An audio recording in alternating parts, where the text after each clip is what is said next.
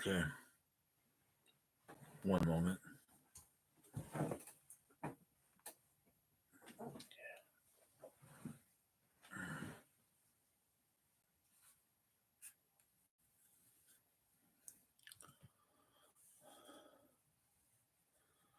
Nah, I won't wear this hat.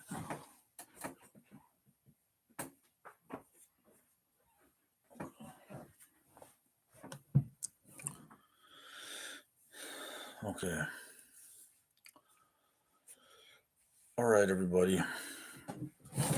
Getting situated here. Yes, sir. Okay.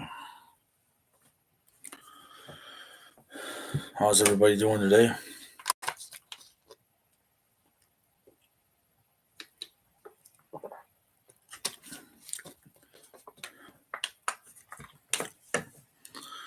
Okay, 1 minute in the broadcast here.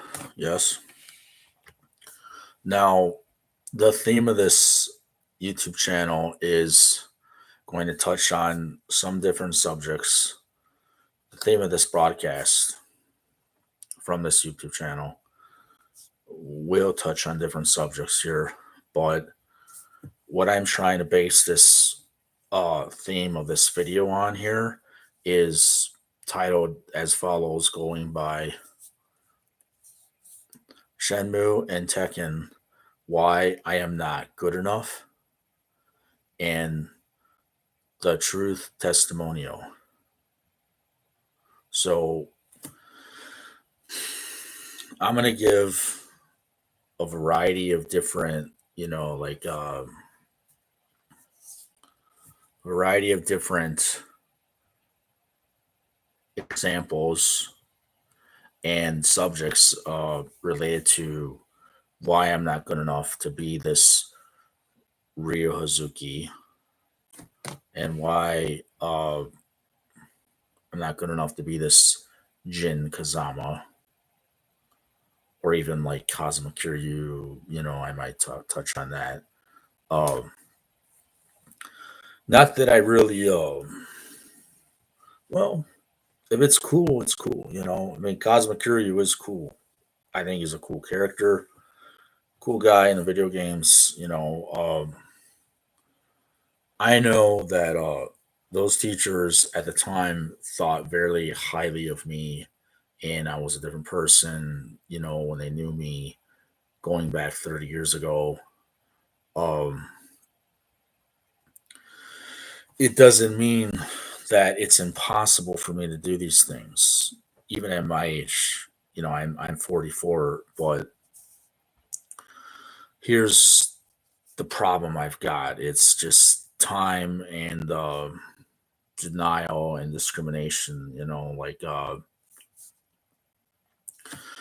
To really explain this furthermore in detail, in depth, it's like the reason why I am not good enough to be this Shenmue and Tekken guy is because um, most of it, I think, starts out with people not accepting me. And if you don't accept someone, well, that's the form of discrimination when you don't accept someone. Now, we're supposed to, as human beings, accept everybody and give them equal human rights. Am I right? If we're in America, we're supposed to give everybody equal human rights. Everybody born under the United States, you're in the United States, or not even born, but if you're a United States citizen or if you're in this country, you're supposed to not discriminate against anyone for any reason, um, whether it's whatever, any status, the race, any disability, or other things, like other reasons why that you're not supposed to discriminate. Um, yes. Hello, Morbid Mech. How are you? What's up? Yes. So I'm just going to throw these things out here. Like how to really explain this? the things I'm going to talk about here, they might be offensive to some audiences, but I don't know, like if I'm going to delete this video later, you know, if I'm going to delete this video later or not, I don't know. Like if I will keep it, uh, maybe once I figure out what I'm going to do about this YouTube channel, when whatever, I mean, that's all I'm going to say about that. It's like, um, I might keep it or delete this video. I don't know. Yes, yes. Uh, yeah. Because like the reason is I'm kind of concerned about different laws and different human rights people have. It's like it's hard to know if I should say the truth about what I know and how I think this affects me, why I'm not good enough, why I can't be this Ryuzuki, why I can't be this Jin Kazama guy, at this time. There's reasons why. A lot of it makes sense too, which is not in my favor too, but some of it would be in my favor, I think. But I'm going to go through in retrospective and talk about all these events as thoroughly as I can. Probably make this video an hour to 2 hours long. And I don't know. Um, what I'm going to talk about is just going to come to me as it comes to me. And, you know, uh, I've got to do it because I got to get some compensation. Hopefully, yes. Well, I might as well say it, I've got to get my YouTube channel monetized, you know, and I've got to get respected for what my claims are. So, that's going to count for something once I get this monetized, this channel, which it's not monetized correctly. And so, it has to mean something. But I don't know, honestly, uh, I'm telling the truth about myself all the time. And it's just, like some things are harder to talk about, but I'm going to have to just dive into it, you know, just get into it because, you know, what's the truth? My teeth are yellow. They might fall out one day. I don't know. You know, I haven't even been to the dentist.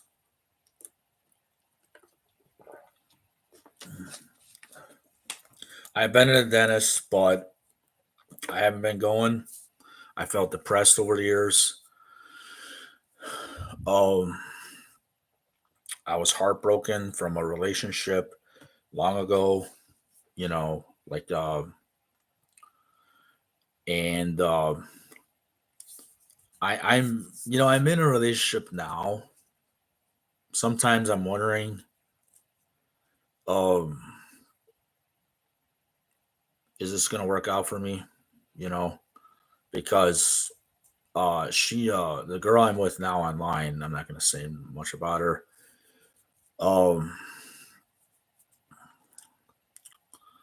you know, I'm thinking maybe she doesn't want to be with me sometimes from today's conversation, but that's something I just don't like to talk about. I mean, it just it sucks. It sucks, yeah. But anyway, yeah, yeah, yes, Morbid Mac.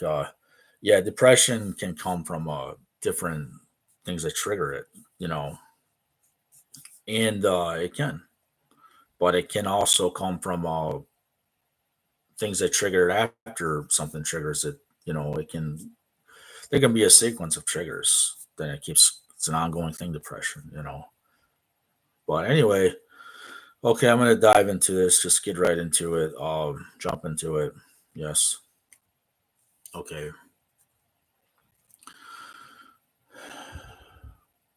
So, okay, it started out with this teacher that I had long ago. You know, there's this karate teacher. Um, as I've been saying, we've had these conversations in the changing room. Me and his teacher, we agreed on things, and then he never follows through with this. So that that to me wasn't right. The reason he didn't follow through with these things is because um why? Let me think why. Why didn't he follow through with what he said to me? Um well, for one, he might have a point. I did have mental illness, but you still should have caught up to me and explained this to me more, even though I have mental illness. And if I'm doing martial arts teacher, I'm doing hapkido, I'm doing ninjutsu, I'm doing these things over all these years. And then also before that, initially, you knew that I hooked up with one of the students that was in the class, this 1995 class. So you know that, and that girl, um, okay, I know what goes on at the Region Five Lincoln Park Dojang. I know what goes on there. I've been around those guys, and I've been around some people there, or whatever, whatnot. Uh, what goes on is a lot of bum and grind, a lot of sex with the students. Uh, I don't want them to shut it down, but you know they might as well play Silk. Freak me, baby. Oh yeah, freak me, baby. Yeah, freak me, baby. Might as well play that because they probably do play that in the basement when they're banging those students. But I know about that. But I know about that from a changing room. Yeah. And the reason they have to do that, those teachers, is because they have to settle those kids down. Um, they probably get consent from the parents. Verbal consent is one of the forms, I imagine. Maybe it's written consent, possibly. Maybe it's some kind of consent that they get from the parents, or agreement with the parents that's understood that I can have sex with your daughter, and she might get karate talent out of her one day, and because I'm banging her, we're sharing DNA, we're sharing whatever, and she might get my talent. That's how I think these teachers are thinking. Oh, because you're intimate with them, they're gonna. It actually, it's good for some things. I hear that the sex is good for things like that. Uh, I was told by the teacher that I remember him saying, your moves get better when you do this. When you have sex with when you have sex, your moves get better. You get better in the martial arts. Now, me, if I can find one of these Bible things where I'm living around my ear, whatever. Oh, I don't want to look for them really, but I'm taught traditional fashions of religion, call it Christianity, call it what you will, whatever. Um, I never would imagine to have sex with a girl in like Region Five, whatever the crap it is, whatever. I would never imagine to just have sex with kids that are like, you know, there, but they do that, and they do that. Okay, they do that. You know, must be because kids won't settle down. Different reasons why those teachers will have sex with the kids. I've seen this on the news too. That oh, this guy goes to jail for having sex with a karate teacher goes to jail for having sex with minors.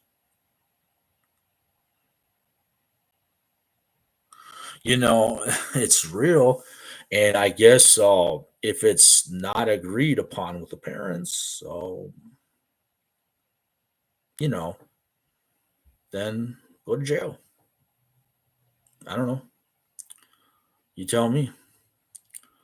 But that does happen. That kind of activity happens in these karate schools. Now, these are old school, traditional, reputable, prominent karate teachers I train with. They really have a good reputation. They seem like they come to you like they're respected, classy, upstanding, good morals, ethical standards, good values. They're good people. They're ethical. They're good.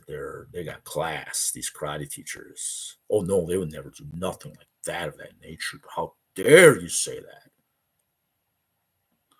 Really? Really?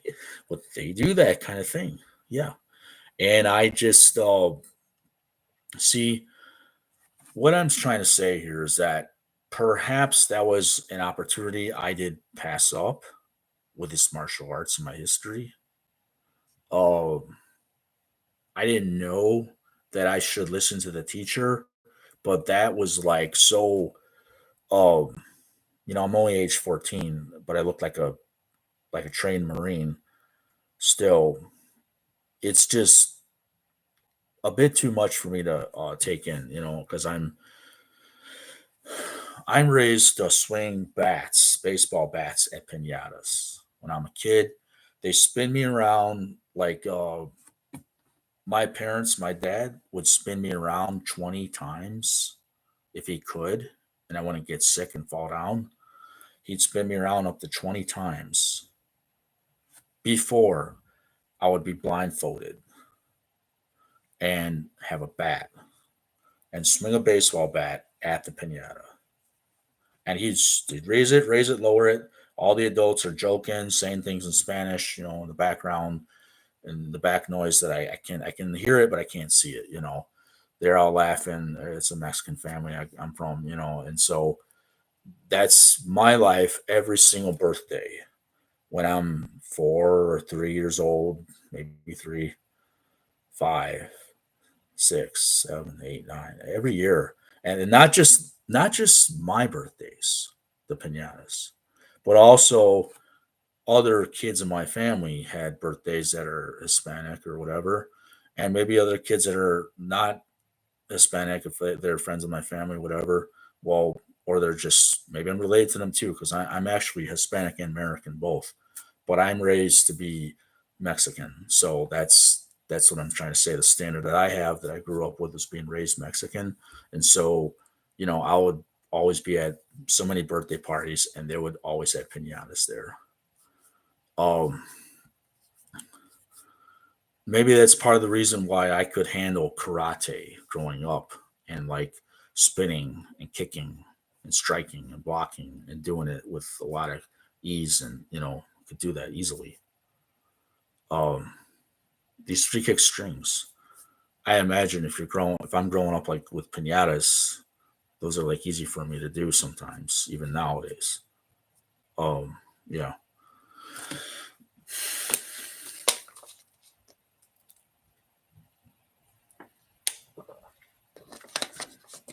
So, um, I mean, I like Region 5, Lincoln Park, Subak Do, but um, you know, um, they do things there that they don't want to talk about, and I imagine they might even murder people there. I don't know what goes on there. I don't know. When kids misbehave, oh, they either don't come back, because I mean, I think a child died in class trying to do a fancy move and was watching me do a fancy move. But I didn't mean for that to happen. I'm really sorry if that happened. Yeah, that's something the karate teacher was telling me before about me running on the walls. Well, I didn't know because I'm taught Hapkido too. I don't know. there's a lot of things that go on at that place. It's a military campground also, and different things go on there. Yes.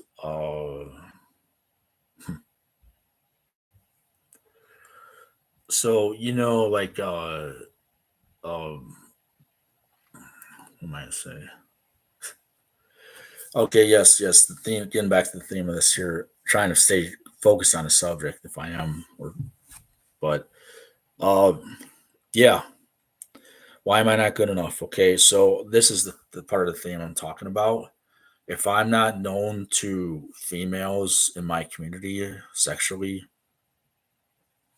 like if I'm not known to have sex with girls, like ever, you know, I don't see how I'm going to be reputable enough, or whatever. It's just hard to be that way. And I don't want that to ruin my life. But see, if I want to be like a martial arts movie actor, these days, it might destroy everything. Just to not be that kind of guy, because sometimes these martial movie actor guys get into the pornography business too, and they have to because they're so cool. Look at them; they're on TV. They're doing martial arts. That's cool. So, uh, you know, I didn't know as a young age, at a younger age, I should have been cool like that. I had a choice to be that way, but I didn't. But the choice I had was to have sex at that recreation center with okay, one of the females that were represented to me was a girl, Sarah Lucy Bach. Her brother Brandon Bach was there with her, and Sarah Lucy Bach was 11 years old. And she was represented to me by my teacher in the changing room saying, Ryan, she likes you. She wants you, man. I don't know what to do about her because I can't get her to settle down. I'm going to have to get with her if you don't. My teacher's like 22 years old. Hey, I'm saying it because I have to say something. But, this is coming out, and um he wanted me to get with her. I guess I should have done that maybe. I'm 14. I didn't realize the laws are like gonna come after, gonna be maybe that, like, it's not helping Raymond, the teacher, if I don't have sex with her, with Sarah. Now, see, here's the scheme here, okay? Let me tell you more about this Sarah girl. And honey, I'm gonna have to focus on you too. Yeah, she's watching. I don't know if she is, but this is the problem here. The scheme. What is a scheme? Look it up. The word scheme is a small or large scale plot. Okay? Small or large scale plot. Yes, and so if a scheme is a large scale or small or large scale plot, um, then it takes place over time. It's like it can take place. It can be a short term scheme, but this scheme that the teacher had on my life had a real strong impact and effect, very a much stronger effect and an impact. I don't know which one was stronger. The impact, probably the effect is what I mean to say. It was an impact, but the effect of this scheme, it was like a large scale scheme, and there's been multiple schemes after his scheme, Raymond, because he knew I had this mental illness. Okay, I'll give him that in a way. But he knew I had something going on with my mind. I come to class, I have some psychotic features, but I'm still doing the moves like a professional ninja from Japan or something, or from movies, or from America or whatever. I'm doing the moves really good. I'm really good, really talented. Like in video games, like in movies, I'm really, really sexy and good, and I'm good at that. But then what happens is, all he finds out that I have mental illness. Okay, so I got mental illness, but most of those guys in the military that do what we do, train like a karate warrior and a martial arts military person, they can get psychotic. They can get anxiety and they get psychotic. Well, I had that problem at age 14. So that's why you look at me now. Do I look exactly like this? Where is he there? There. Uh, Ryu Hazuki. See, there he is. Do I look like Ryu Hazuki right now? Right now, not exactly, but uh, I know I do look like him a lot. But it's just, well, they copied me, those guys. Okay, so hold on. Yes. Um, so like the way I used to look, and I show my picture all the time on the internet. Um, see, okay, that's me.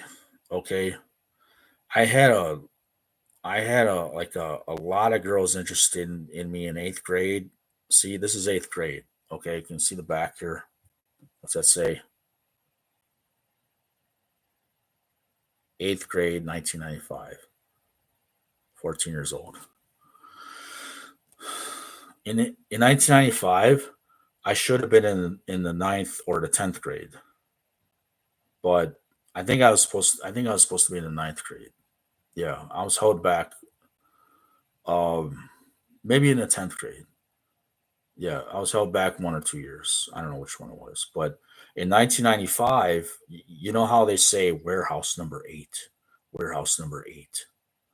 Maybe there's something to do with warehouse number eight being like a changing room and a school, and that's the grade I was in at a strong junior high school. That's now changed to a changed to a like an Arabic name or something like that. I think.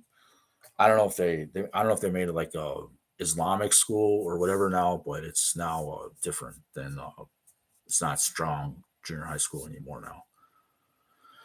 Uh, there was a eighth grade. No, no, no. Okay, there was a guy. His name was Mr. Kevorkian. I happen to know Mr. Kevorkian from Michigan. Um,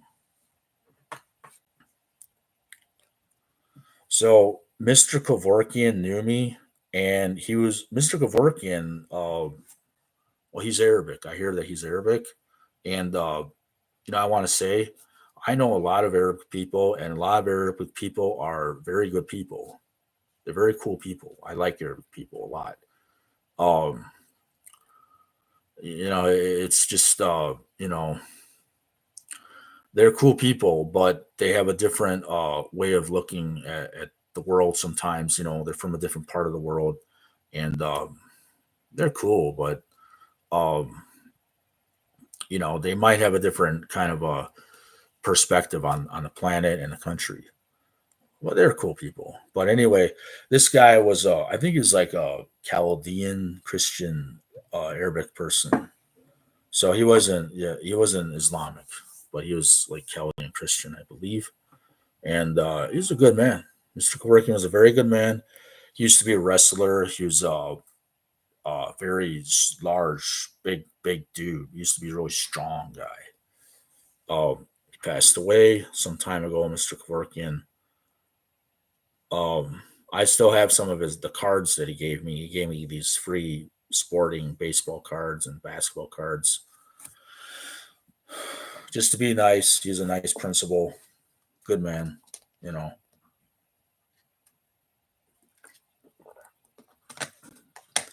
when I had trouble in school, he gave me things for free just to be nice. Um, yes. So you know, okay. So what I'm getting at here, This strong junior high school, um, you know, it's I was in eighth grade when I did this in 1995. I was in the eighth grade when I did this, and I did this martial arts, this fight choreography, all this and that. It's just um, been a long time, but it. See, let me say this too. Um, the things I've had to go through, um, you know, and let me get on that. What I went through. Okay, now that I touched base with this girl named Sarah, and now that I touched base with this karate teacher, his name goes by. Might as well say her name. No, you don't like it, but hey, I gotta do something about my life. I just say his first and last name. I don't have to say his middle name. It doesn't matter. He's Raymond Savoy, but Savoy is what they go by. Savoy is he's French guy. He's French. I'm Mexican. I got French in me too. You know, but he's French. Um, Good man. He's a good man in a lot of ways. He's a very very good man to me. Very good person. But I don't think he has any interest in knowing me anymore now because of this Sarah, because this Brandon Bach, and they got in the way of what I was trying to do with my life, to be honest.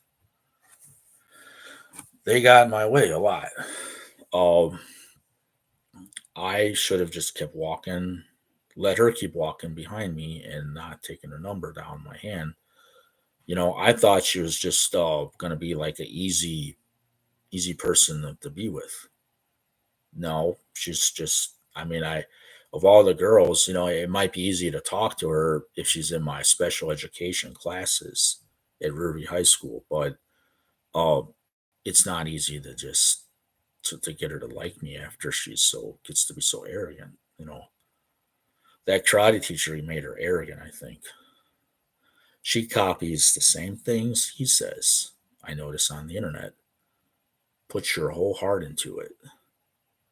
That's what my karate teacher would say in karate class. I finally remembered him again. He may have said before, I need my space.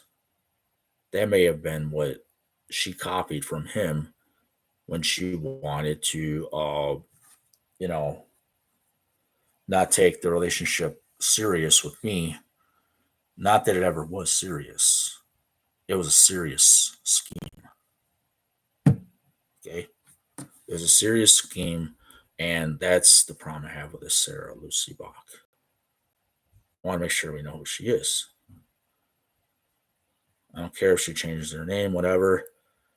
They talk about Lucy in the Sky with this Shenmue Undead Noid, but the song from Shenmue the animation, Lucy in the Sky.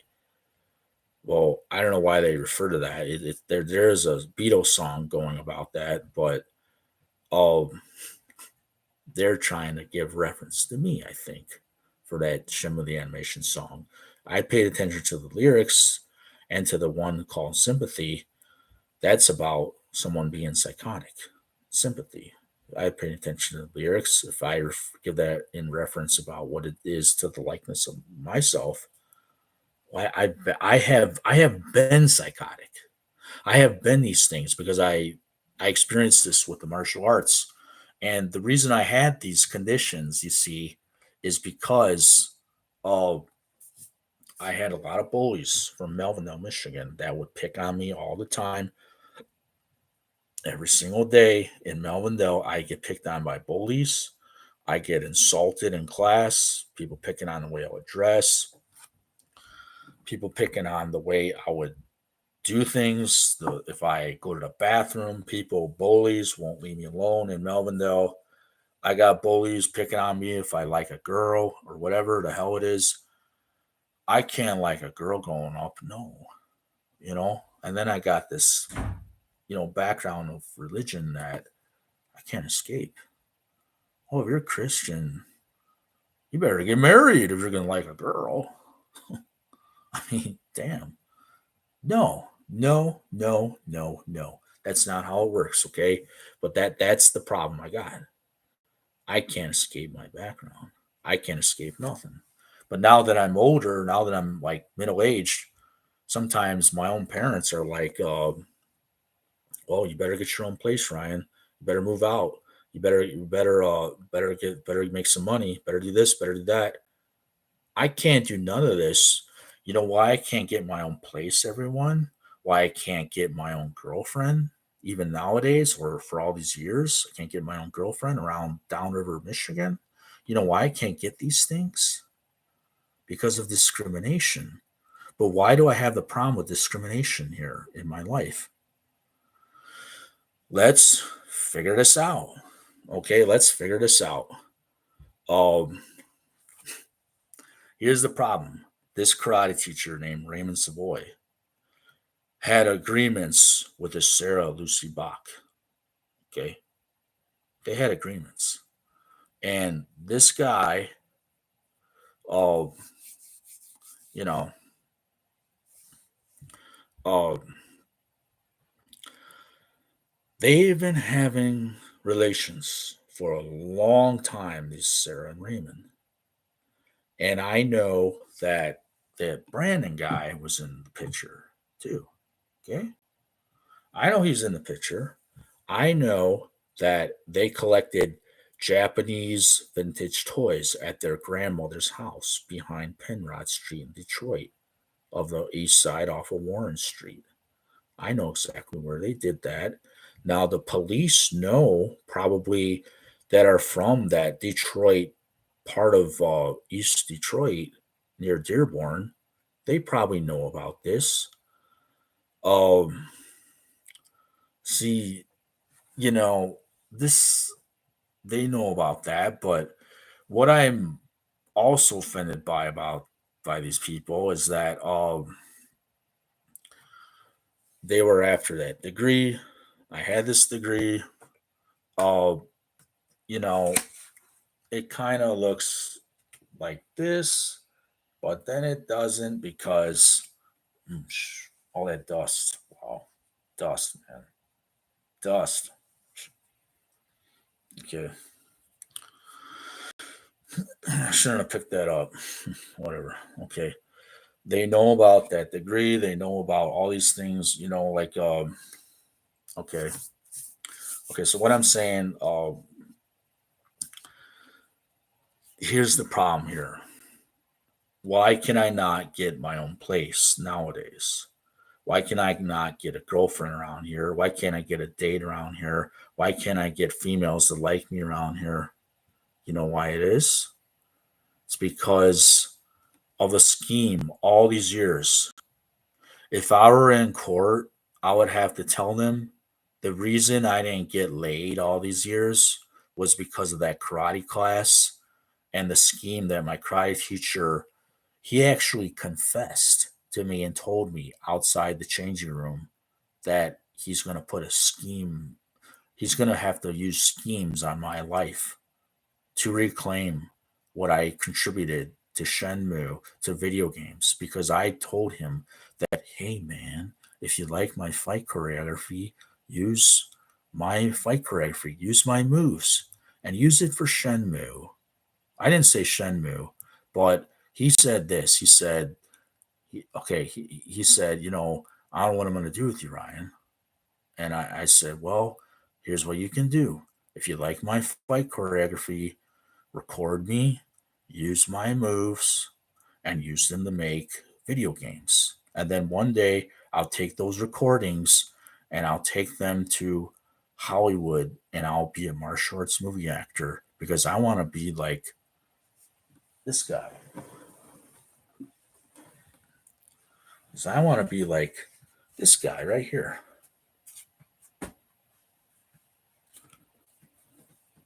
See?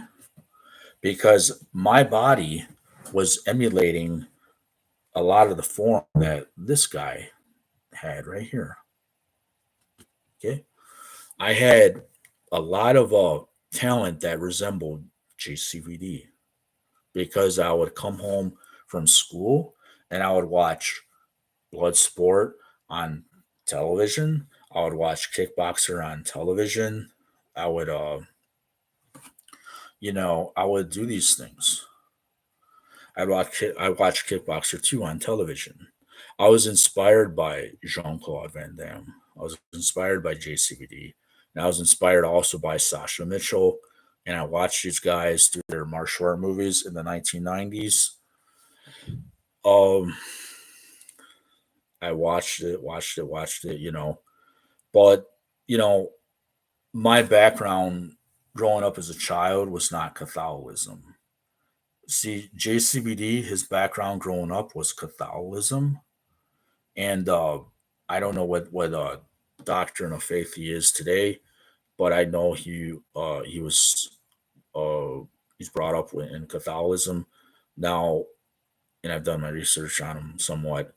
Like I'm brought up in like Protestant Christianity, and that's a form of Christianity that is Catholicism is also a form of Christianity. You see, being Catholic like that, but um, I'm not like taught to be like like the things probably that JCVD is taught by his parents.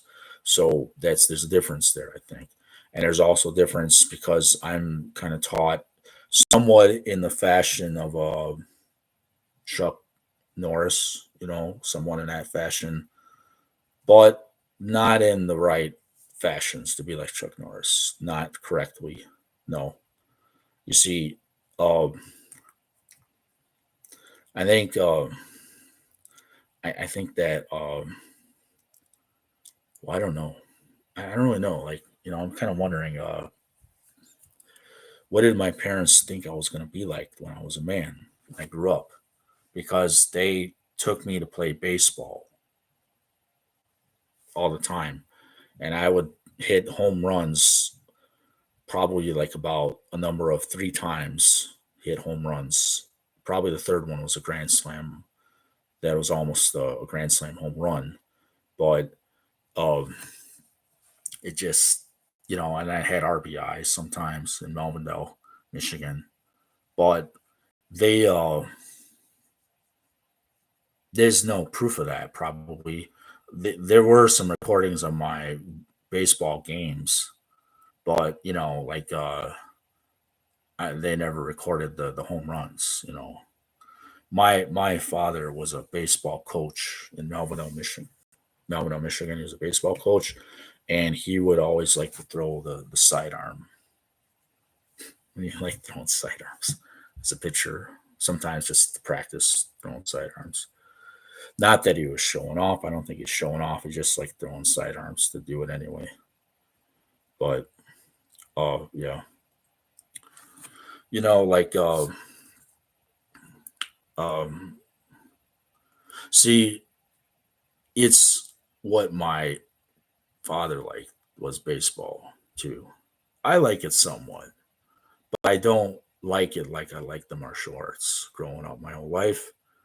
Now that in terms of that is requires more money to do karate lessons or martial art lessons. So my parents were not really into these martial arts like I would have been,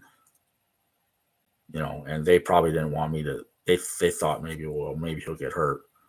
Well, that's part of it, but that wouldn't scare me from doing martial arts ever. It's just you train. It's like uh I had a Hapkido martial arts in a military. He's also military police, and he's um like an instructor of the army, whatever. He told me before. He says this is what I think of your history, Ryan. He says if you have a dog and you train a dog a certain way, your dog's gonna react that way. It's like you have to train a dog the right way. If you want a dog to do something, you want to train a dog to do something that proves impressive, that proves, worthy of success, well, you have to train a dog that way. And he's right about that. I'm not, like to be trained this way, to be like this real Hazuki, I was that way. I was this real Hazuki for like 6 months of my life. And they gave me a degree that claimed it. So, yeah,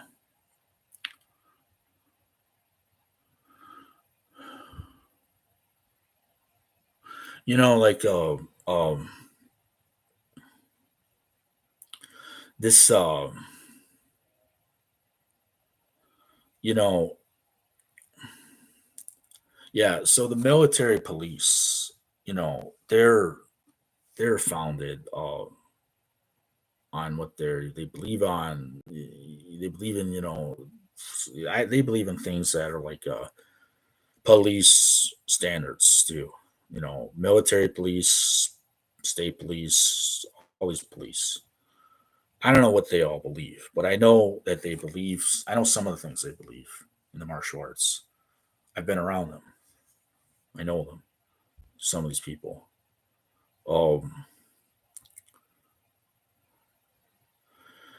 My Hapkido instructor passed away a few years ago. This Marshall P. Gagne. He passed away, and my condolences to his family. May he rest in peace. The great master, Marshall Gagne. Yes. Um, you know, I just, like, so these masters, some of these masters, I believe, have been going along with what this teacher initially had in play for me, like this Raymond guy. He, you know, he wanted to just continue with what I suggested that year. I don't really blame him for continuing that, for copying me. And, they even copied my fight choreography for Yakuza Zero. I noticed. I can prove that probably if I had played the game enough. I did this fight choreography from Rush, the Rush mode in Yakuza Zero on a training bag. Not that I don't really care to make nothing of that really, but,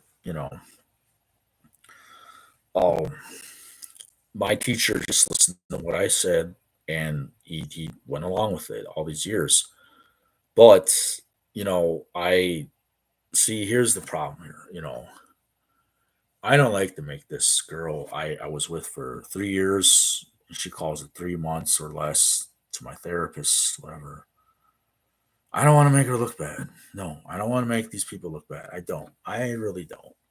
But, all the things I went through with this girl, uh, I would have had a chance, I think, to get off of antipsychotics medication. Like I take one pill of antipsychotic. I'm supposed to take it every day. I usually do. Um, I take one tiny pill of that. It's not like, oh, how to explain what happens with these medications. They're metabolized by the liver just in the same way that a diabetes medicine is or a blood pressure medicine is. It's metabolized by the liver. Okay. So we don't have to worry about, hmm, I don't want his sperm in my daughter. Like, come on now. I mean, that's what people might be thinking. The reason I say that like that, I think I've heard subliminal messages, you know, and maybe I did, but that's just my belief. Hmm. I don't want a sperm in my daughter. Hmm. Well, that's just what, if that's what the standard is of this community that people think of me, I don't want a sperm in my daughter. So be it. I don't know what to do, but that's That's part of the reason why. Like, see what I'm saying here. That's why I don't have a normal life. That's why I got problems. That's why I get stressed out. That's probably more than half the reason. If I don't get sex in my life, you know, let's let me just should I just talk about this in Men's Health magazine one day and make articles about this kind of subject, because this is the problem I've had in Michigan. I'm not wanting to be stupid and an idiot here all my life. You know, I've never had sex in my life, but I think a lot of it has to do with a scheme from this karate teacher. And then this girl I dated, this Sarah Bach, she wanted to escalate that scheme. I think a lot of the reason is because um, I can't just give one excuse why, but I go in that karate school and I'm the most talented student in the class, and her and her brother are just jealous anyway of everything I am, even my skin tone. Shit. I can't just be anybody because I got a skin tone that makes them hate me. That's what I think, really, honestly. They are so jealous in my mind. I'm looking at her pictures on Facebook today, and I'm thinking, I never noticed that about her. She's got a very jealous look in her eyes. That's Sarah. Like, wow, never noticed that about her, but I noticed it now. Like, do you really hate me that much? Like, I don't know. I don't know. I just kind of feel like maybe she felt bad a little bit, but not bad enough. Like, this is what I'm saying. This karate teacher knew this Sarah and this Brandon. Now, there's one instance where I was sparring against her brother, and it was a non contact fashion of sparring. And I think I intimidated him with my moves too much. And then he was kept going back, back, back because he didn't want to get hit by my kicks or strikes. He fell on the back of his head on a hard pavement of what was it, like a hard tile pavement of floor in the Region Five, uh, the catering room. So he fell hard back on his head. Now, you know, I don't think that's my fault, but uh, I tried to tone down my talent as much as I could with other students, but you know, I don't know. I don't know what I should have done. Yeah, I'm sorry that happened at the time, 30 years ago, but I don't know what I should have done. It just happened like that. Um, like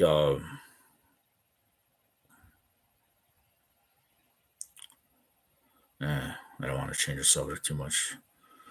Um, this see this girl and this brother. I think they just said, I don't know what it is. Like, okay, they probably will throw away this hat unless they do save it. I don't know if they're gonna save it. I was always a fan of Michael Jordan, but I go to an apple cider, and I vaguely remember these kids that had the looks of this Brandon and Sarah, and I don't know them from anywhere, but I think I remember Sarah from a church, the church I was going to, a Woodhaven Worship Center church, and I think she was at a one of these Carmen Christian concerts. Like, yeah, yeah, whatever. Yeah. So she was there, but I think she secretly was interested in me or liked me over the years. I'm wondering who this Sarah was deep in my history. Who is she? I don't know who she is exactly. Oh, maybe she knows more about me than I realize.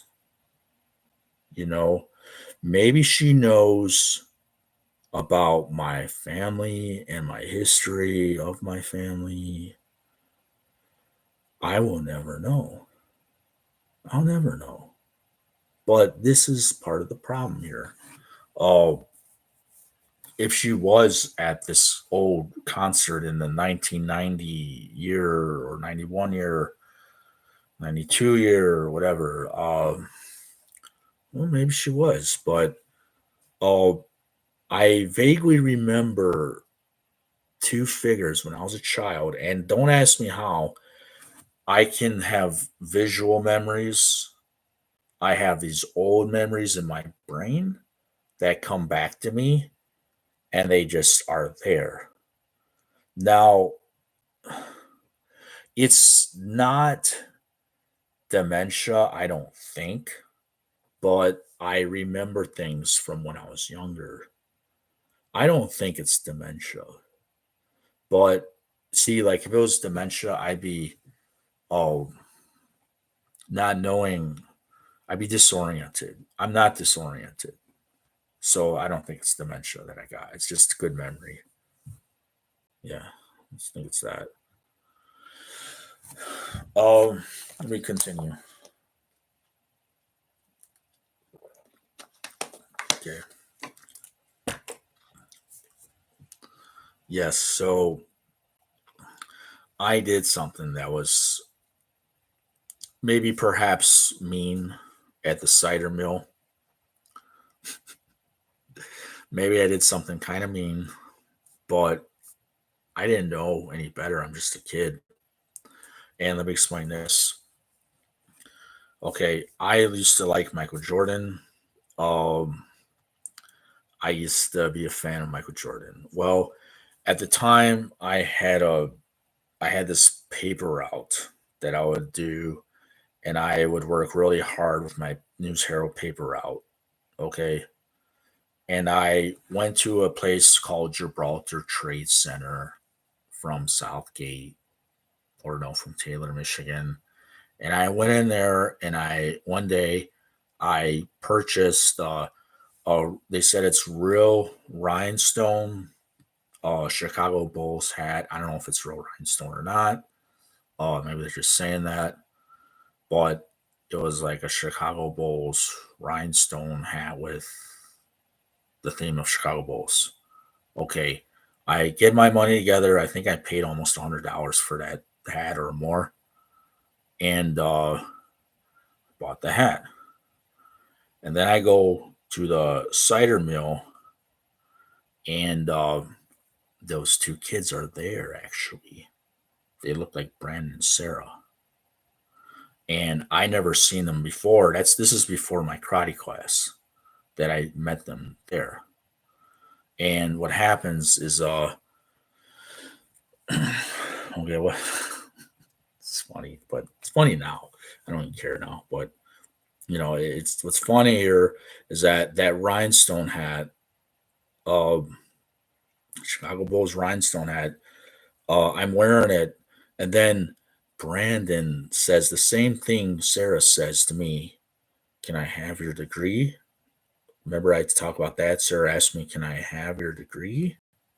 Okay, that's after the ceremony in 1995. But what Brandon Bach says to me is, "Can I have your hat?" And I thought, like, well, this guy's gonna try to pick a fight with me on a hayride. So I just shoved him off the hayride. Like, I didn't mean to shove him off the hayride, but I shoved him and he went off the hayride. Okay. So they were on a hayride in Michigan at a cider mill, and that's what happened. I shoved him off, and then I okay, I guess I'm kind of wondering how this happened, but this is how this played out. Um, okay, this this this person, I think his name's Brandon, yeah, whatever. But he, okay, yeah, yeah, he's okay. He's getting his face painted. Chicago Bulls on his face. Okay, he's getting his face painted with that, and uh,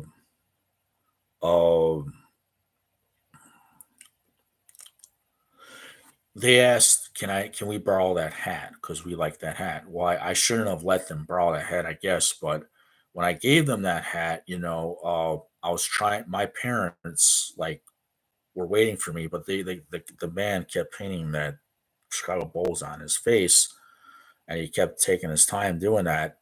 And I tried taking the hat away. Well, I guess I should. I really yanked that thing or something, but I was trying to take that. Eventually, I was trying to take it, but they wouldn't. They weren't finished. And my parents were like, well, we're gonna leave, Ryan. We're gonna leave. And so I mean, I had to, I had to just leave. My mom told me, and I said, forget it, just leave. So I just left. I didn't care, about the hat because um, it's like it's just so stupid that you know I got so many people picking on me anyway for being Mexican around here.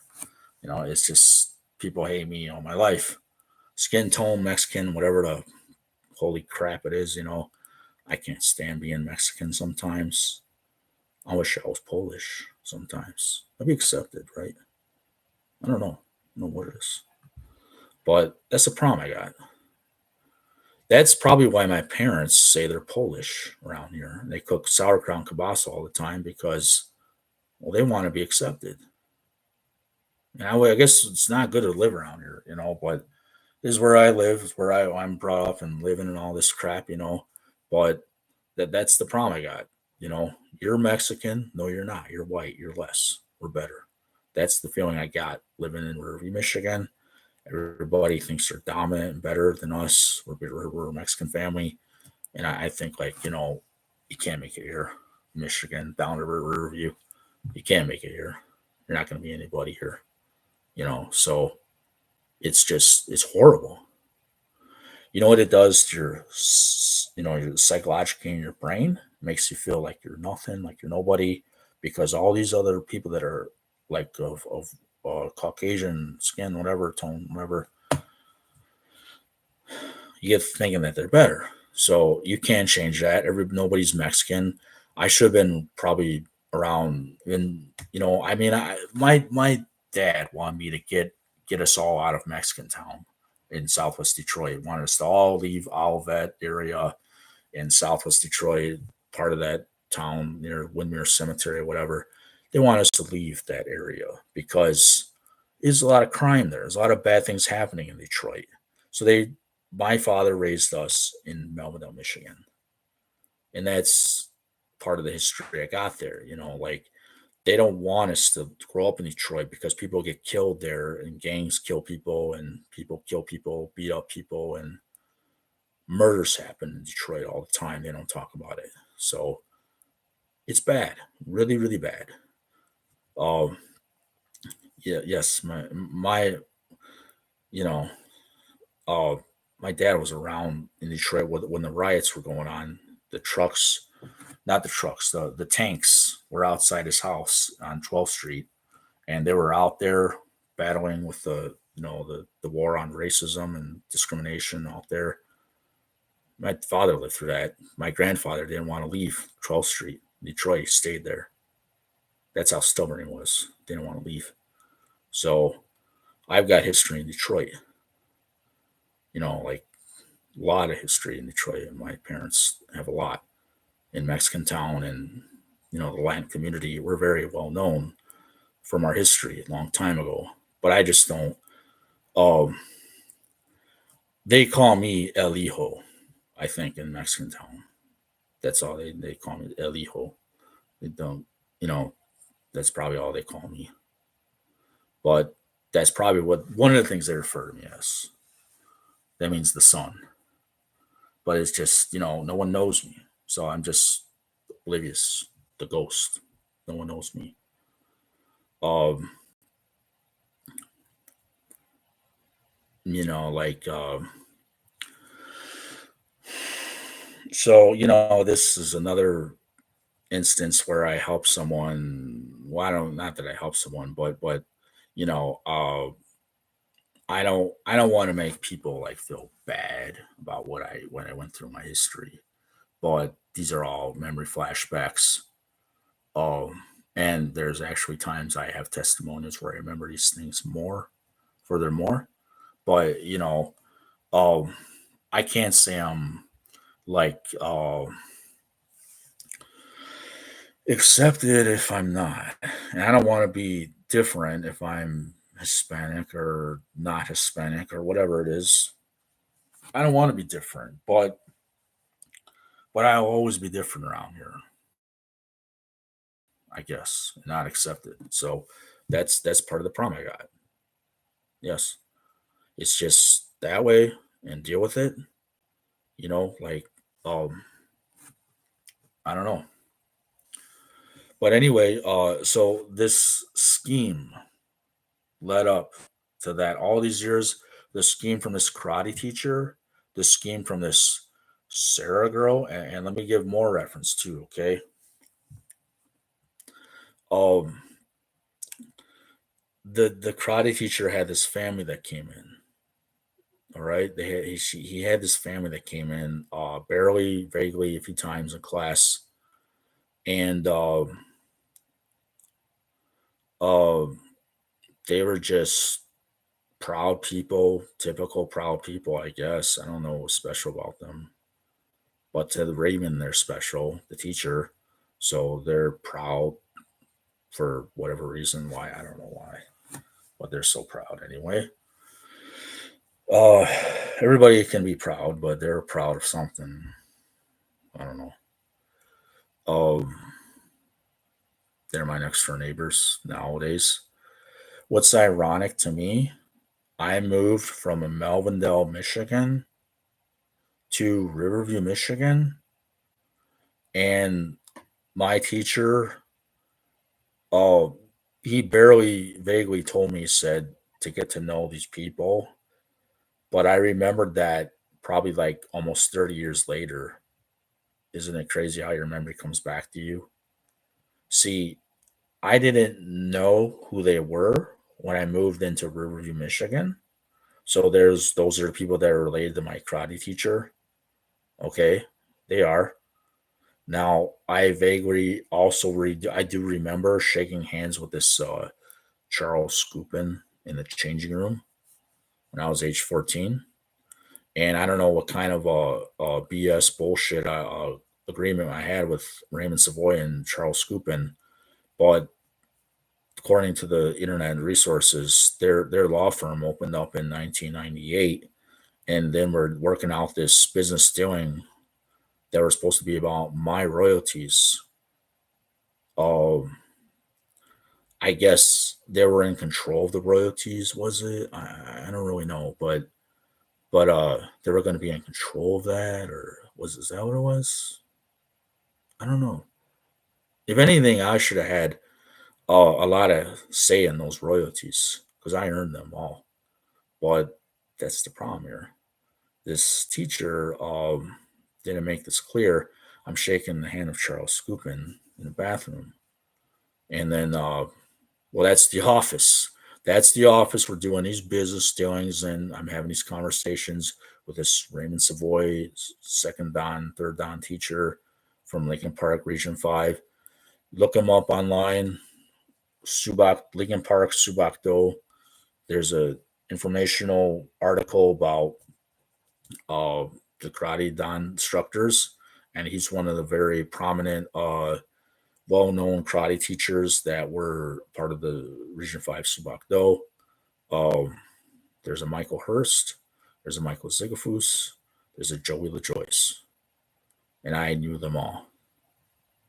Yes, they're affiliated with Russ Hankey Subakdo, and in our community and our history of being downriver, I'm well known by those teachers for my talent that year, and my talent is very outstanding and very superior and very impressive and very glorious. very good.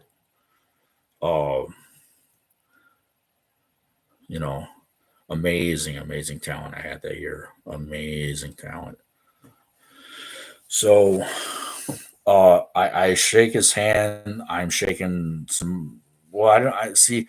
They had me sign contracts or waivers. Maybe it was waivers in the changing room. I don't know what it is I signed, but I signed some agreements of something. Um,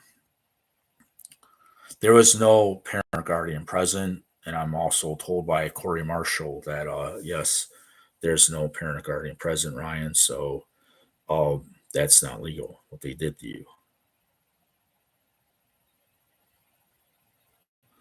Um, yes, I know Corey Marshall somewhat.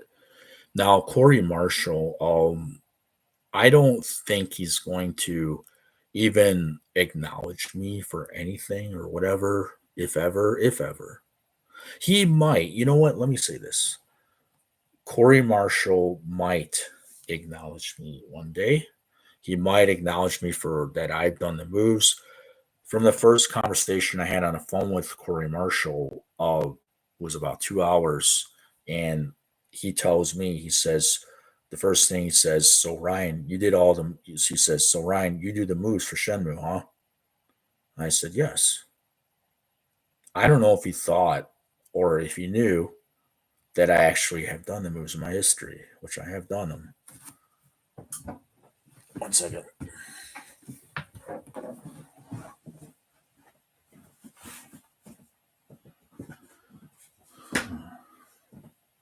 I like changing my hat. Oh. So giving us a different theme here, just like a Dreamcast. Um, yes. So it's my moves that are in Shenmue. Now, as you know, um, they're in the game. Um, hold on.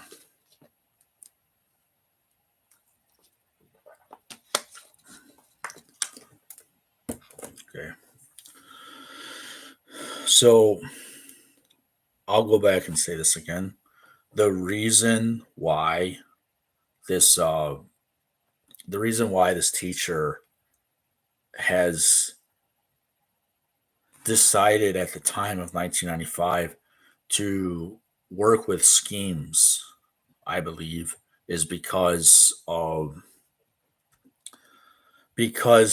he didn't know what to think of mental illness in 1995. They still don't know what to think of bipolar disorder or psychotic features, whatever. I think Raymond might have told me you have something called manic depression. As you know, if you do your research on this, uh, JCVD, the iconic martial arts sensation of Bloodsport and Kickboxer and the 80s, 90s martial arts sensation, he also took valproic acid. I researched, and valproic acid is the equivalent to Depakote. Um, that helps maintain moods, manic episodes, and bipolar depression. Yes. So I haven't taken, like myself personally, I just want to say I haven't taken valproic acid in many, many years. And part of the reason I don't take it is because it affects your liver enzymes. It affects the way I feel with that. Um, my mood would still be the way it is, I think. But see, here's the problem. My mood gets the way it is because, well, I don't get sexual activity in my life. You see, I don't get sex in my life. Now, I don't, let me say this too. If I don't get sex in my life, I'm going to have problems. You see? Um, yes. So, yeah, any man that doesn't get sex in their life is going to have problems. You know, and that's part of the problem. Like I was saying before, Men's Health magazine. I could probably write an article or something to why I didn't become Ryozuki. Now, let me talk about this here, okay? Uh, in the year 1995, I trained the karate. I got the degree, trained the karate, and then in the year 2001 and two, uh, 2001 and two, what happened is this Sarah girl, I met her, but then she hooks up with me, but she already adds to the scheme. And I remember one time dry humping me on her bed saying, I'm gonna take that Shenmue from you. She's like, I'm gonna take that Shenmue from you, Ryan. I'm gonna take that Shenmue from you. Well, she'll lie about it today. She'll deny it and lie about it probably. But I remember her doing that in her room and on her bed. And, you know, I was wondering, like what she meant by that.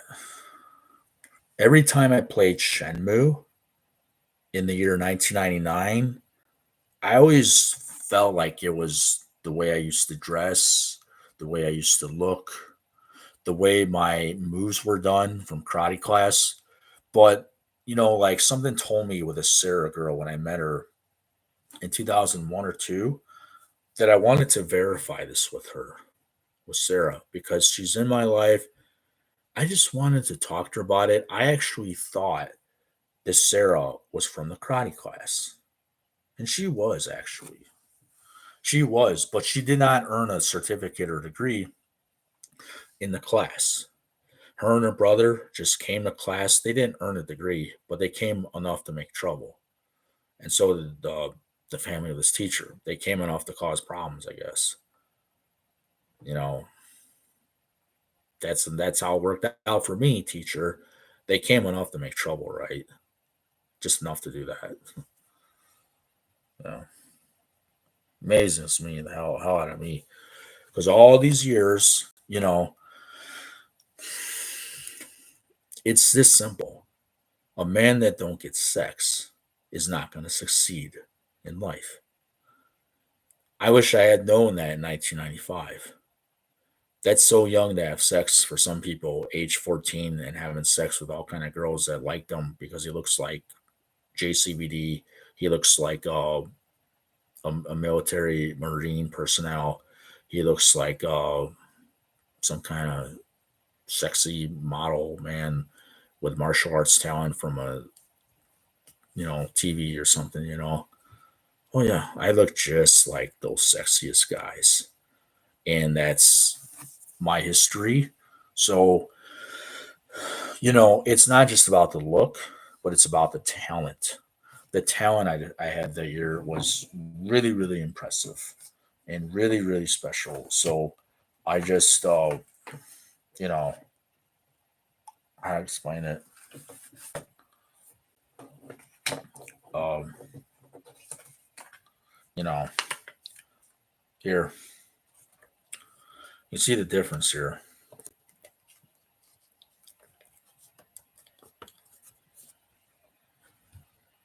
Okay, see the difference? That is me. But okay, that's me at age 14 on the green shirt, and then that's me with 2002, and that's me with a bulldog named Bubba. You see everyone, put it closer. Okay, so this is me, and that's the dog. The dog I had there in 2002. He passed away that year. He's 7 years old, little underage for passing away, but he did. Uh, yeah, you know. Oh man, I don't want to say nothing crazy.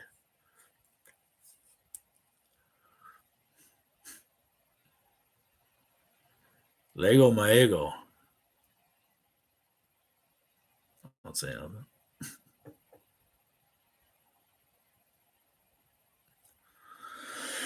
Whatever, whatever. Yeah, that dog was a cool dog. Passed away at age 7.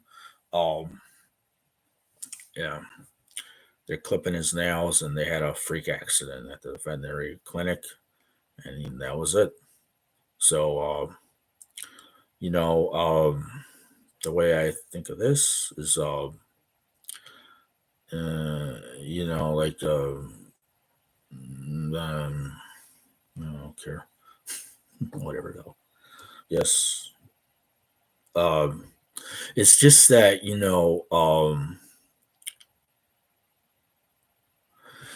yeah, um, I really think that it's because of this scheme from this teacher and his plan to take me down, like take me really down, and that ruined me. But let me talk more about this. I'm gonna get into it more and more and more now. I have to. Okay, when I started to date this Sarah girl, she would take trips to Target,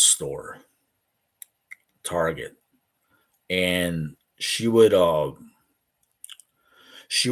inside the Target store, and she would go in there with her mother, Sarah and Valerie Bach, and they would say, "Ryan, we're at Target now. This is the one on Ford Road in Dearborn."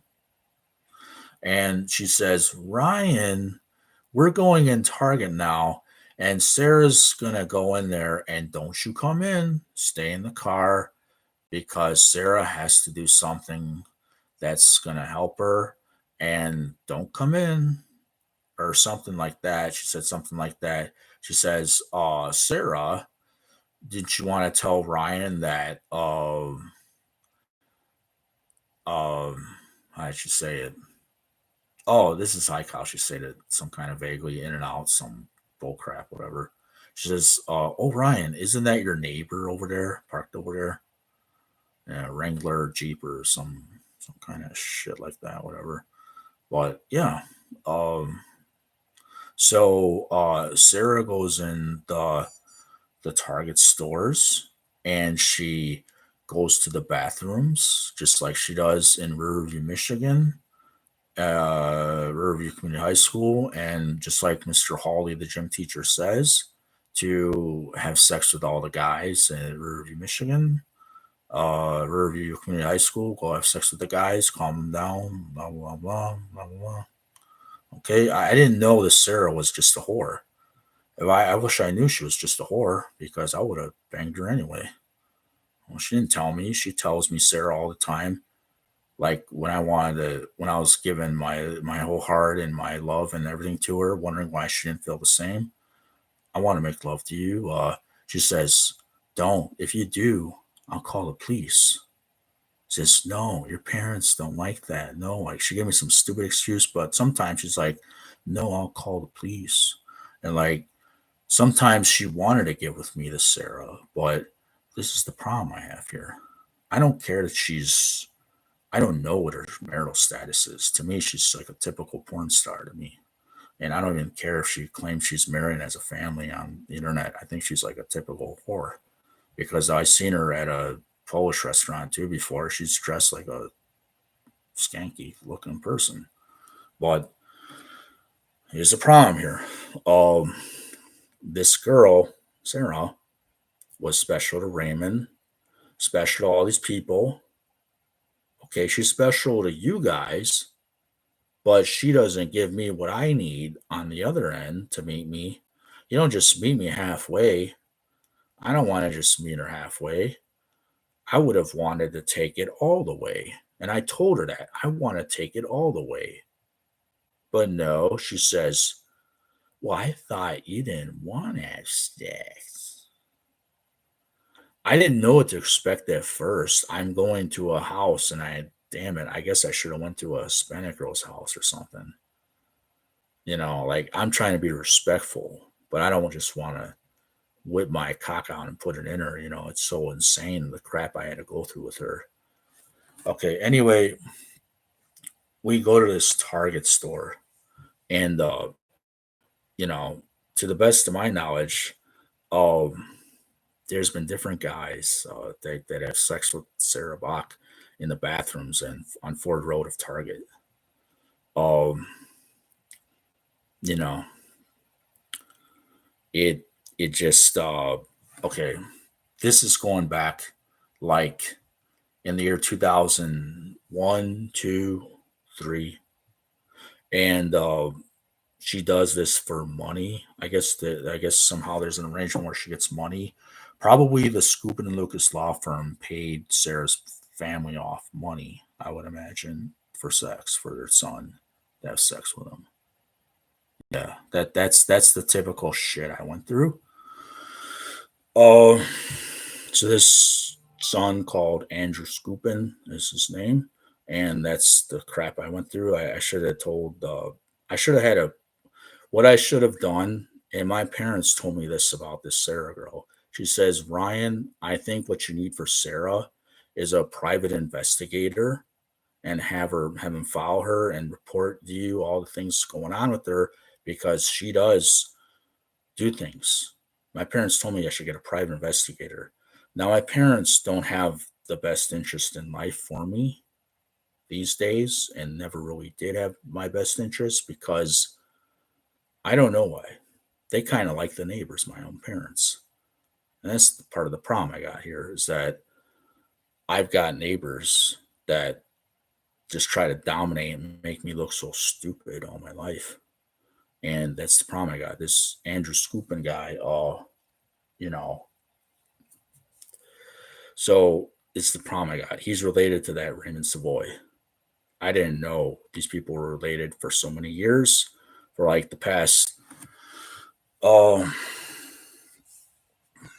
20 some plus years. When I say Scoopin, they're also like a celebrity name. If you follow Michael Scoopin, he's part of the Survivor series. Yes. Now that guy's been part of child pornography. He's been well, to my knowledge, he has a like a Christian ministry or something. Does he? Um, maybe he has like a Christian ministry. This Michael Scoopin, but then they have reports of him on the news. If you look him up on YouTube, I think he might have been sentenced to jail, and they got him out of it, or maybe they did actually finally sentence him to imprisonment for child pornography charges.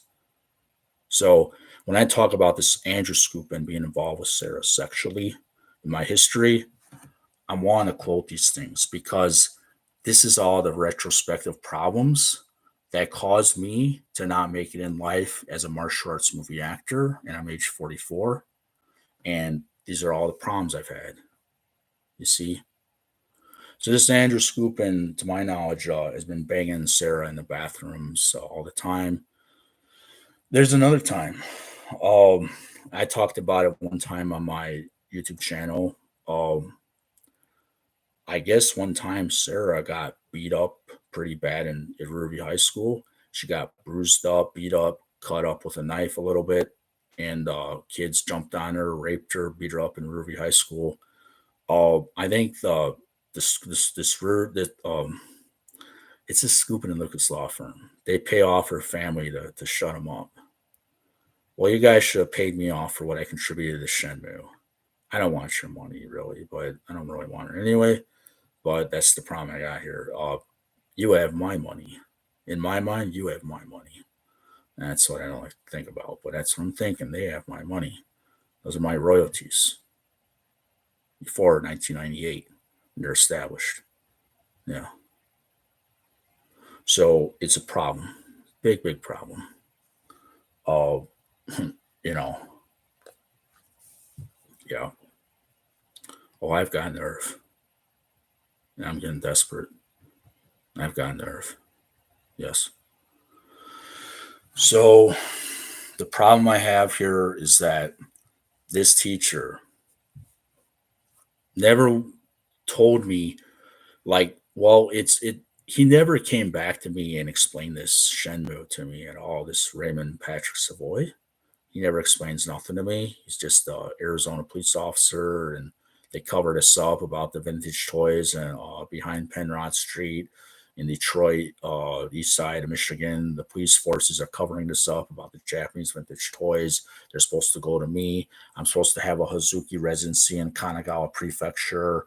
I'm supposed to have royalties that are expensive. I'm supposed to have copyrights and trademarks of Shenmue. I'm supposed to have what else? What else? What else? Royalties, house, toys. I don't know what else. Maybe there's something else too. But you see, everyone.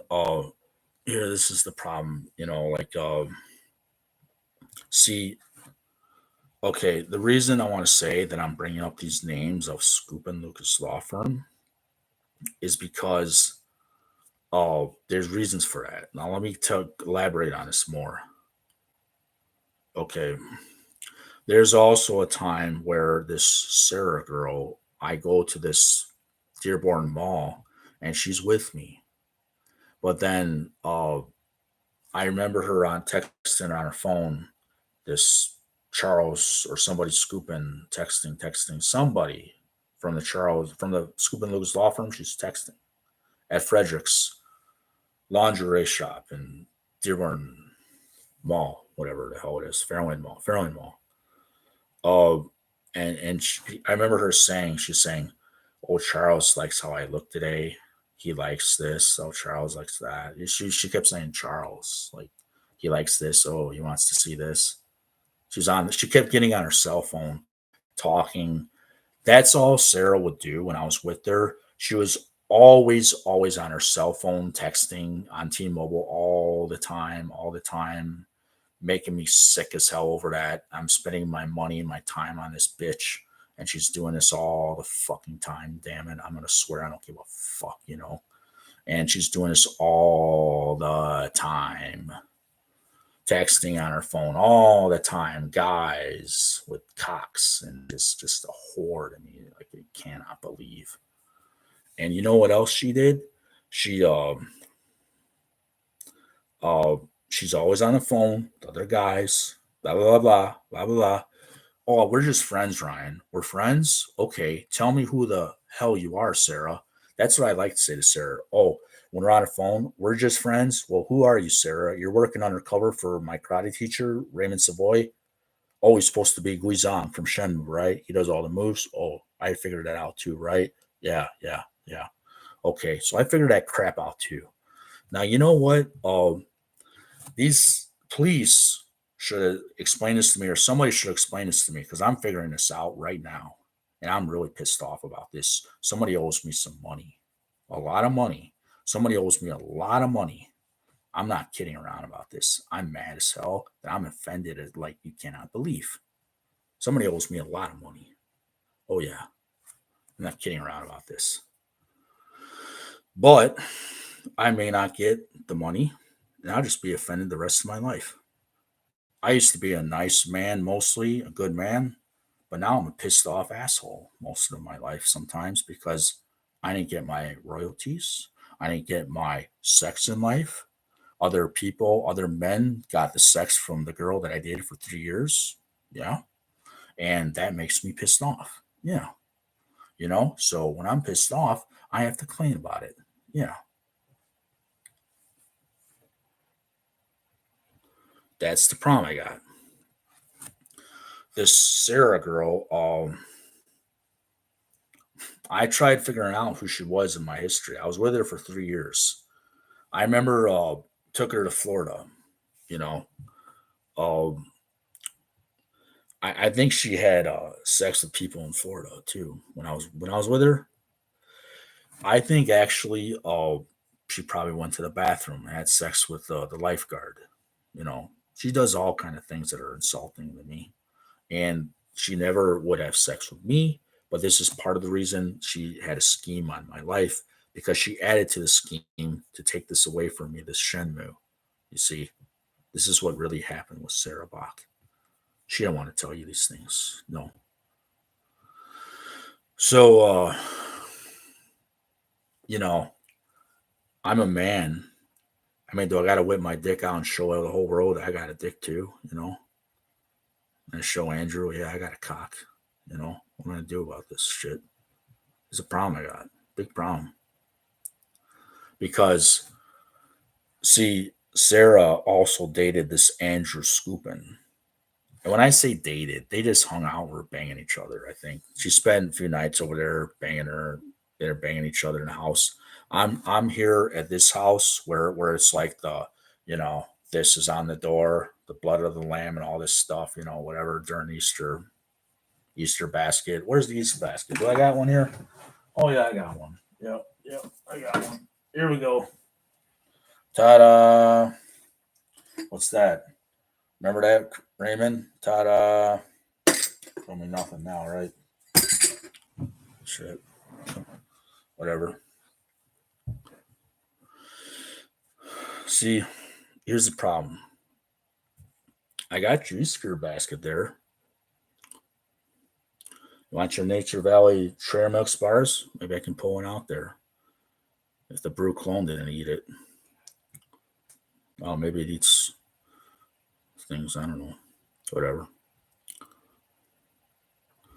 Oh, like that doesn't even make sense, I guess. That don't even make sense. But what else doesn't make sense?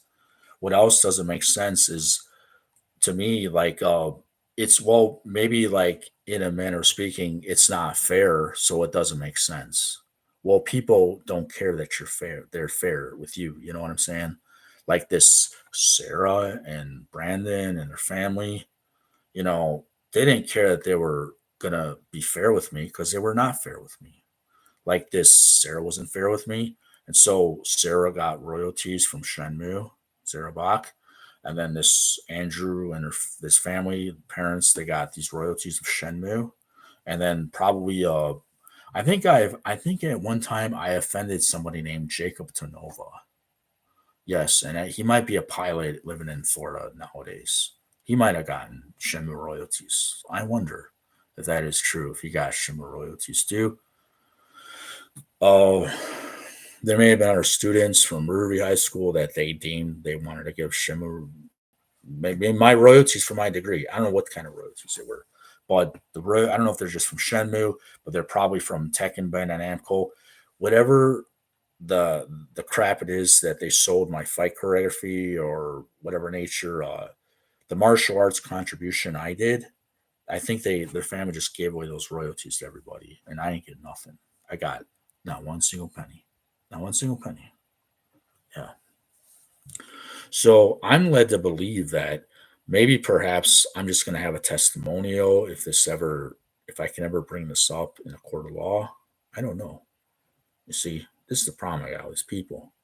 They got a lot of nerve for not telling me about this. Um, they got a lot of nerve, really. You know. So, like, yes, this. So when I was okay, going back, when I was at the Fredericks uh, lingerie store in the Fairlane Mall at the top floor or something, um, Sarah says, I gotta go. I'll be back. Just wait here for me. I'll be right back. I wait at the Fredericks store. I wait there for like 2 or 3 hours. I think it was closer to 3 hours. And Sarah comes back from the Scoopin and Lucas law firm, and she's all hot and sweaty, like she was having sex with some people from the Scoopin and Lucas law firm. Well, she said Charles Scoopin. Maybe you meant your dog, but you don't have one, right? I used to. Whatever. It's crazy. Crazy how the world works. People need sex. I need it too. I didn't get my share, did I? I want to collect on my sex. I've got the nerve to look you in the eye, everyone say, I need my fucking pussy. I'm not lying. I'm not kidding.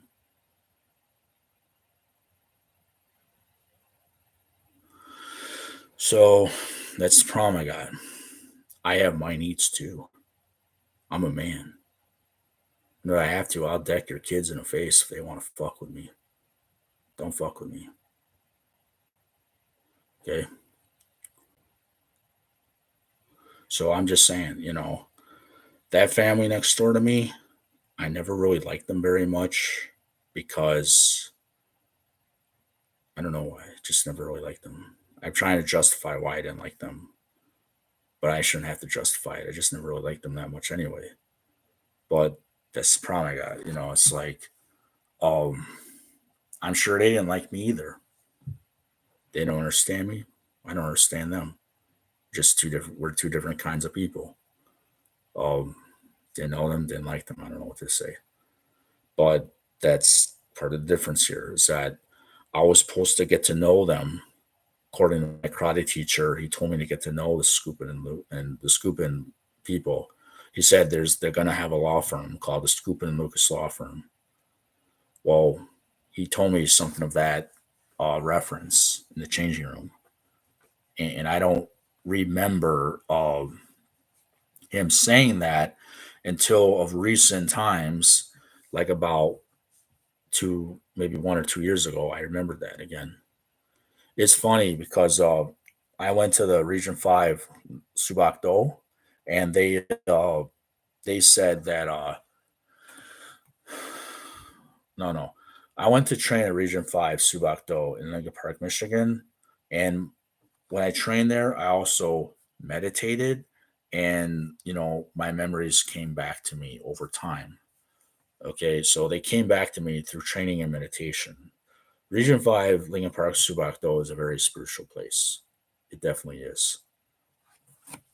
And they deny me my training nowadays. Yes. That's another form of discrimination from this Doreen. I don't want to talk about it, but that's another problem. Um, I'm just tired, getting tired. I don't feel like keep talking all about this crap, but yeah, there's a lot of shit to talk about. Really, these people that um. Okay, I was starting to get my talent back at Region 5 a few years ago, but then they stopped my training. Okay, I would have to have a lot of respect for what I did or something, whatever. Just enough support for what I did, enough support for who I'm supposed to be, for doing what I'm supposed to do. I think I could easily be Ryozuki. I could easily be, this Jin Kazama guy or whatever. I could do these things, but question is, I don't know if anybody really wants me to do these things now. Like my hair, it can spike or look like slick back or whatever. You know, maybe it's kind of balding a little. It's not really balding. It's just it's there, but it's not. I mean, I can have the look, have a talent, and be these guys. But nowadays, okay, I don't know what kind of reputation these Scoopins have in Hollywood, but they must have some kind of reputation, I guess, because they've got that Michael Scoopin in there. And I don't know.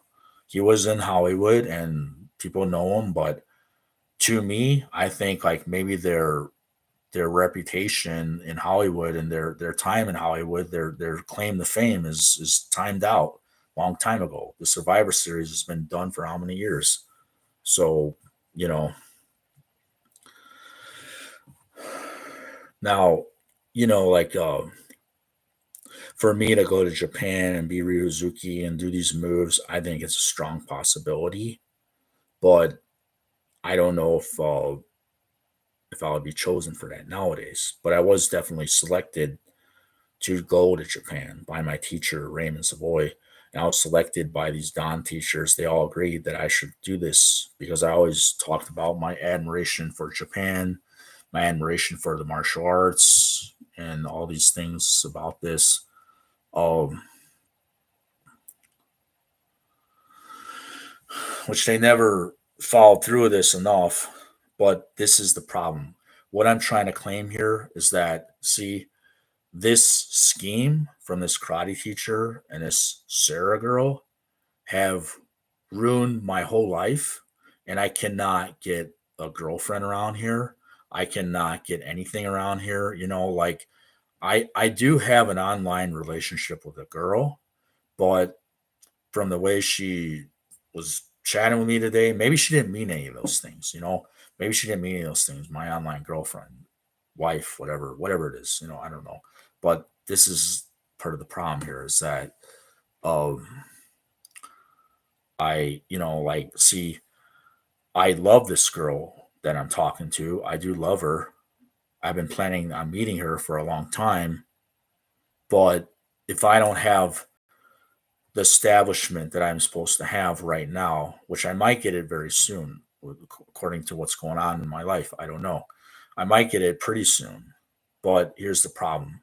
You see, all these years, I was supposed to not even work or even have to work because I had royalties for what I contributed to this Shenmue. And that's part of the problem here. I'm supposed to be expensive for what I did for Bandai Namco's Tekken, for Shenmue's Ryu Hazuki. I'm supposed to be expensive for this stuff. No, what happens instead, the state of Michigan collects this from me. The government collects this from me. The teachers collect this from me in Riverview or something. The Scoop and Lucas Law Firm collects this from me. Uh, Sarah collects this from me. Everybody takes these royalties from me. And his money just goes spread out like a whore in a bathroom on the floor for one dick. For all the dicks. I don't know how many, but there you go. All this money just spread out like spread in the legs for all the cocks in the bathroom. Oh, target and hit that target. Hit that target because guess what? I don't get my sex and I don't get to look good, but they get to look good. When they look like Dilbert, when they look like beavers, when they look like nothing, when they look like nobody. Well, there's the problem here. You see, it's offensive to me that people just common folk people, you look like you should be a worker. Yeah, you should be a worker only. But that's the problem. Now I gotta work and then I never had sex all my life. I never had the things I need all my life. Well, damn it. I should have had those royalties that fed your kids, that fed your son, that gave your son his college tuition, that gave your son his vacations to Mexico, wherever the hell he went, wherever the hell you guys went up north. I don't know where these people went with these royalties, what they did with these royalties. I don't know how many cars they bought, what they invested this money into, what they sold it to, and then it's just gone, these royalties. I'll never see them again. I never know about them because I never translated it from the degree that was undocumented in 1995.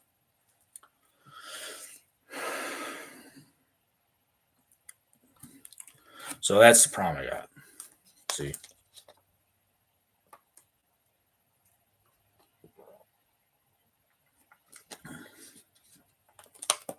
Yes.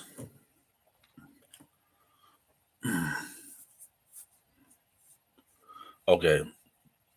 So, yeah, that girl I was with, oh, hurt my feelings, made me cry a lot, broke my heart because she would never have sex with me. She was always mean to me. That Sarah was usually mean to me. Never give me sex or nothing. So it's just problem I had all these years. And so, let me say this. I want so bad to forget these things and let this go. But this is what I believe led to all my problems all these years. The scheme of this karate teacher. Now what do? I can't even get a job. That's a good job. I can't even work without having anxiety sometimes. I can't even do what I need to do. Um, it's hard. So, just can't do it. Yes. Okay. So that's my broadcast here. Out at 2 hours and yep.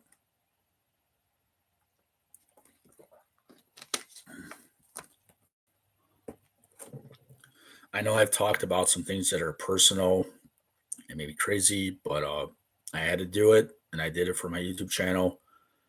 I apologize if I offended people, but maybe perhaps other people should be apologizing to me, and I shouldn't be doing the apologizing at times. Um, in conclusion, thank you everybody.